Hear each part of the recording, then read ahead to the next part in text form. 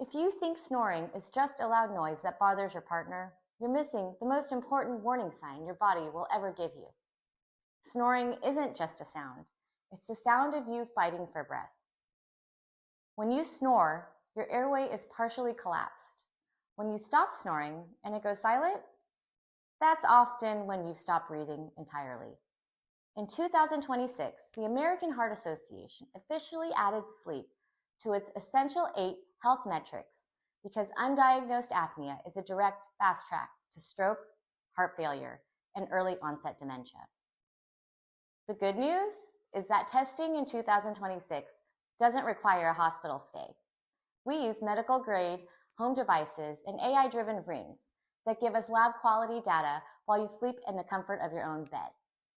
Don't wait for a heart scare to get answers.